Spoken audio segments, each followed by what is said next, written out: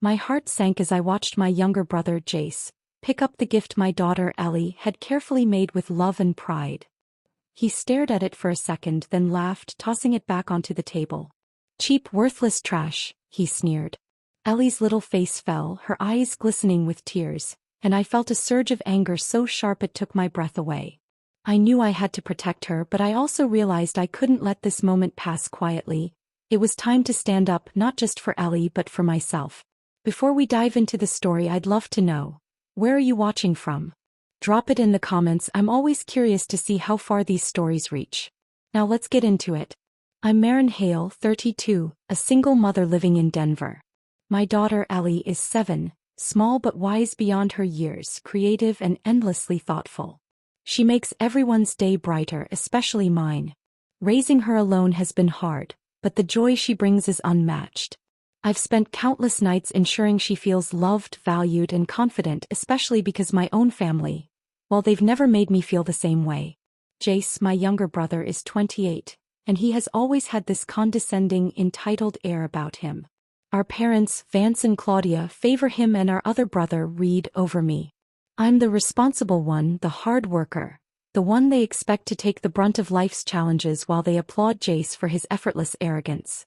Family gatherings are a minefield, each one reminding me of how little my parents see me or my accomplishments. But seeing Jace belittle Ellie, the one person I'd move heaven and earth for, ignited something I hadn't felt in a long time. It was more than anger. It was determination. I knew from that moment forward that I wouldn't stand by. I would protect my daughter, confront my family's toxicity, and make sure Ellie knew she deserved better than this kind of cruelty. This wasn't just about a handmade gift. It was about respect, dignity, and finally reclaiming my voice. Ellie looked up at me, her eyes wide and hopeful, and I held her hand tight, silently promising her that things were about to change. Every family gathering felt like walking into a storm. Jace had this way of twisting words, turning my smallest achievements into jokes for everyone else to laugh at. When Ellie came along, I hoped things would change, but he found ways to belittle my parenting too, leaving me humiliated in front of relatives. My parents, Vance and Claudia, never stepped in.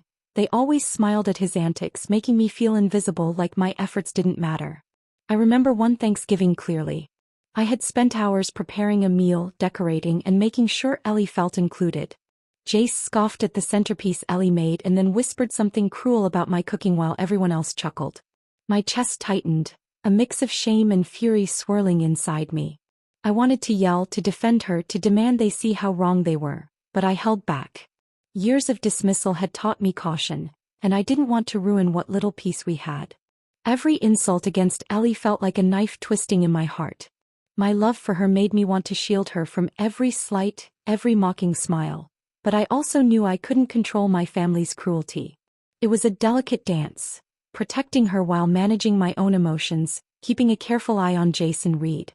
I wanted to stand up, to finally make them understand that we wouldn't tolerate disrespect, but I had to be strategic. Every moment of belittlement had fueled a growing resolve inside me, a silent promise that one day, Ellie and I wouldn't just survive these gatherings, we'd rise above them.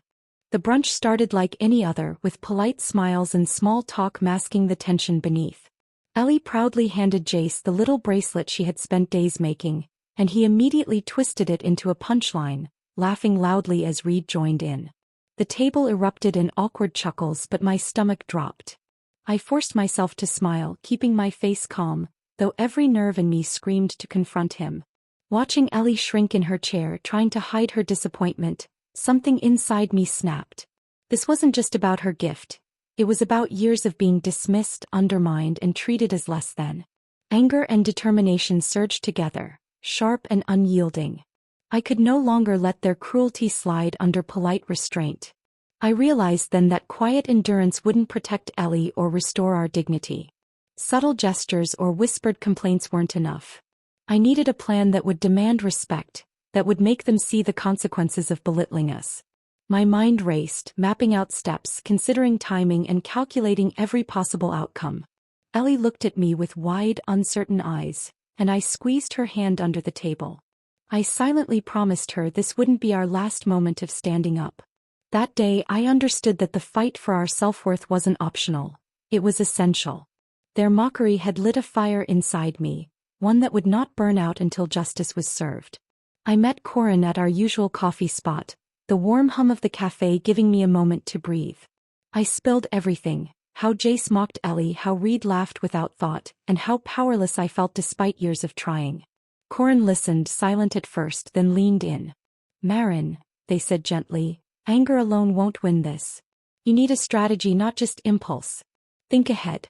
Plan." Their words hit me hard. I realized my frustration could become fuel if I channeled it wisely. Revenge didn't have to be reckless.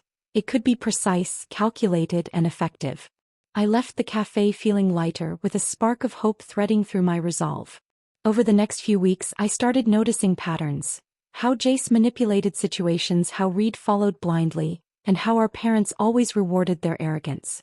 I began keeping notes, jotting down incidents, saving texts, remembering every slight and insult. Each entry strengthened my sense of clarity and purpose. Documenting their behavior wasn't just about remembering, it was about reclaiming power. I was building a map, a record I could use when the time was right. It became a quiet ritual, a way to transform anger into strategy. For the first time in years, I felt a sense of control returning. As I closed my notebook one evening, Ellie beside me drawing quietly, I realized I wasn't just preparing for confrontation, I was preparing for our future. A future where our worth couldn't be questioned, where disrespect would have consequences, and where we could finally stand tall without fear. I spent nights pacing my apartment, sketching out every detail of what needed to happen. Each move had to be deliberate, timing, witnesses, and outcomes carefully considered. I imagined the moment when their arrogance would meet consequences, and the thought gave me a strange calm. This wasn't about revenge for the sake of anger. It was about showing them the impact of their actions. Doubt crept in constantly. Could I risk tearing the family apart? Would standing up finally push them to see reason or just deepen the resentment?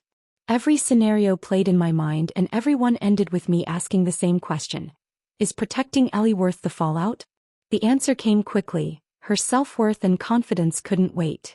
I reviewed the incidents I had recorded, the subtle manipulations, the favoritism, the cruel jokes.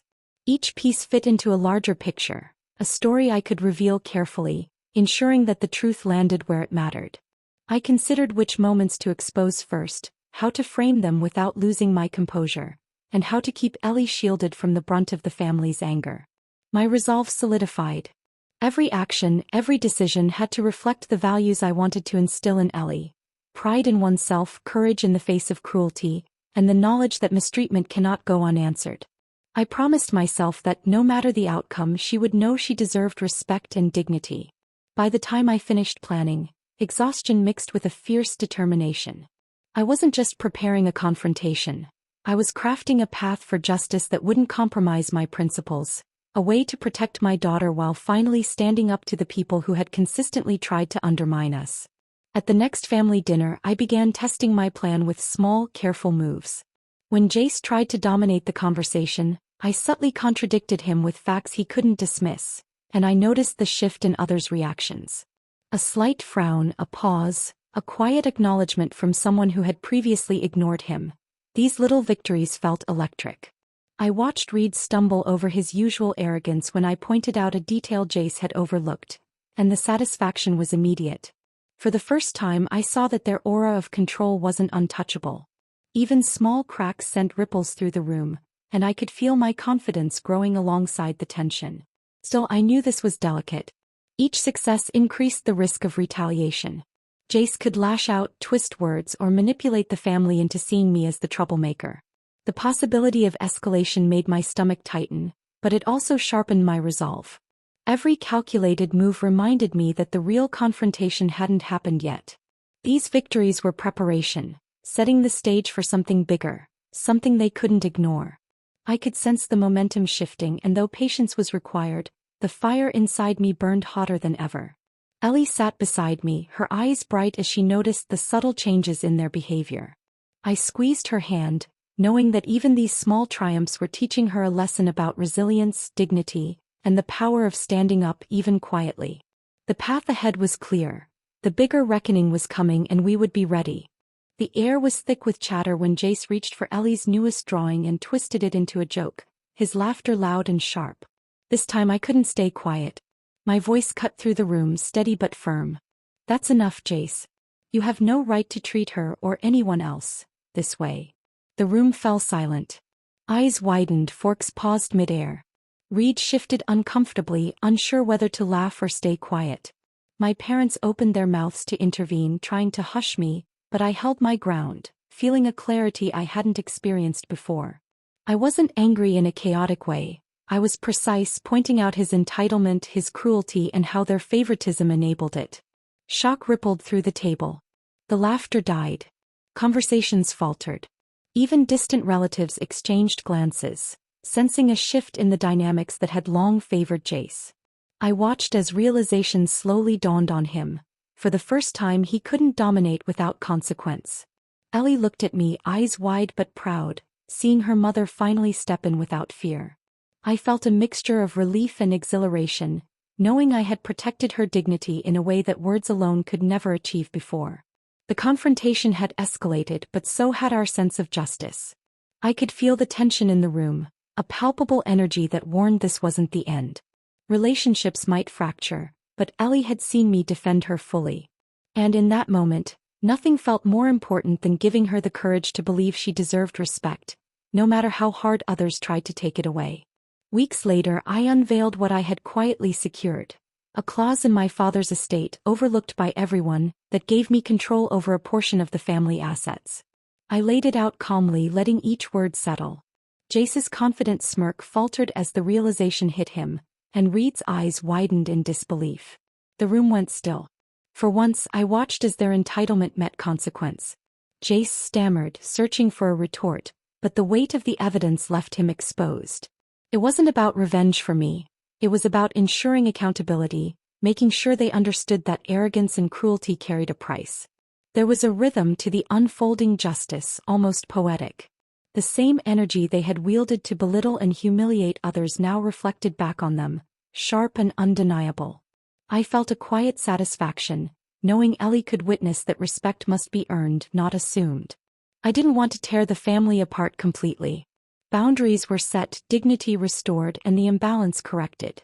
Jace and Reed had been forced to recognize limits, and my parents finally couldn't ignore their behavior.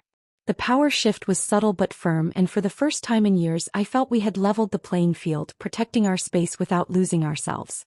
After the revelation, the atmosphere at family events transformed. Jace and Reed no longer held the unchecked influence they once wielded, and even my parents began approaching interactions with more caution. I noticed subtle changes. A pause before a comment, careful consideration before a joke. It was as if the invisible weight of consequence finally settled over them, shifting the dynamics permanently. With each interaction, my confidence grew. I no longer felt the need to shrink or explain myself constantly. Ellie noticed too, her eyes bright with admiration as she saw her mother claim respect and enforce boundaries calmly without anger. She began to carry herself differently, proud of the strength and dignity I modeled for her. I established clear limits for family gatherings, protecting our emotional space while still allowing connection where it felt safe. I could love them without tolerating disrespect, and that balance brought a surprising sense of peace. Healing wasn't immediate, but it was steady. Conversations became more measured, and while old habits occasionally surfaced, I no longer felt powerless. Ellie learned, through observation and quiet guidance, that standing firm doesn't mean losing love. It means protecting what matters most. For the first time in years, I felt secure in our place in the family, knowing we could participate without compromising our self-worth. The shift wasn't just about asserting authority. It was about creating an environment where Ellie could grow proud, resilient, and confident, knowing she deserved respect and dignity at all times. Late one night, after Ellie had gone to bed, I sat quietly and reflected on everything we had endured. I thought about the years of belittlement, the moments I had doubted myself, and the courage it took to finally confront the people who had hurt us. I realized how much standing up had changed both of us. Ellie now understood that silence in the face of cruelty isn't strength, and I had discovered my own resilience. I talked to her gently the next morning, explaining why it mattered to defend ourselves, how to recognize when behavior is harmful, and that choosing dignity over appeasement doesn't make someone unkind. It makes them wise. She listened intently, her small hand in mine, and I saw pride and understanding light up her face.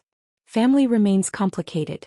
Some relationships are still tense, some conversations still uncomfortable, but we've carved out our space. We learned that self-respect isn't negotiable and justice isn't about revenge. It's about ensuring boundaries are honored and dignity is preserved.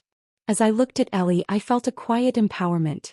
We survived, we stood firm, and we grew stronger together. The path ahead will have challenges, but I know now that protecting ourselves and teaching her to do the same was the right choice. Do you think I made the right choice standing up to my brother, or should I have forgiven him? Comment below. I'd love to hear your thoughts.